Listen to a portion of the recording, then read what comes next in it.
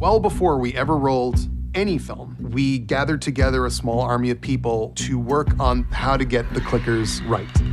And getting the clickers right means that people who have played the game will go, that's it. And people who haven't played the game are gonna go, oh my God. To present the clickers on screen correctly, my feeling was that we had to make 5,000 decisions exactly right. We brought Barry Gower in. Barry Gower worked on our prosthetics on Chernobyl. He's the best. When we joined the show, we spoke to both Neil and Craig about the design for the clickers, and we started off with a lot of preliminary concept art. We were using that as a stepping stone, and even though we were creating new, refreshed versions on the same brief, we kept going back to the original designs that Neil and his team had created for the games. Neil and I were ruthless in our pursuit. The first time I got to see the full prosthetics, I got tears in my eyes. It looked so good, and it was so creepy and beautiful at the same time, and it captured a lot of the things we were trying to do with the game, but it was there in real life.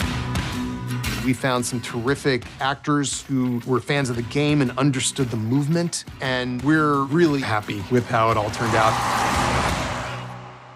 One of the changes that Neil and I felt we needed to make early on was the way the fungus would spread. Obviously, we did a lot of research on fungus and cordyceps. Neil and Naughty Dog, of course, had gone through a lot of that stuff as well. We started looking at something called mycelium, which are these threads that make up fungus. In the game, it spreads through biting and saliva, but it also can spread through the air, through spores. And while that works in a video game environment, in real life, spores move around everywhere. And it's just harder to buy into the notion that spores localize and don't spread. Craig had this idea that I loved, which is just like the way fungus operates, is sometimes it's like the largest organisms you could have in the forest. It's a single organism that could just communicate to different parts of it. Like if you touch a tendril here, a mile away, you could wake up a horde of infected that will now come after you.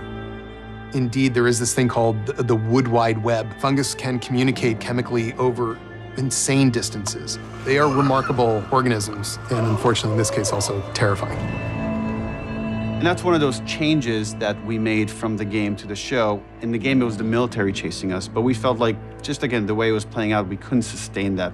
And I believe it's actually more dramatic and kind of interesting than what happens in the game. Tess was a character that we did quite a bit of expansion on. She doesn't have any particular emotional connection to the world as far as we know. So in that regard, she's kind of a perfect survivor. Once she understands what Ellie is, and that Ellie represents some modicum of hope for the world, you see that there is something in her that was always there that is ready to come back out. When Tess finds out that Ellie is immune, there's immediately a light bulb moment for her that goes off, which is like redemption. I think Tess goes, if they do this one thing, that can potentially save everyone. She can in some way be redeemed for all the shitty things that she's done.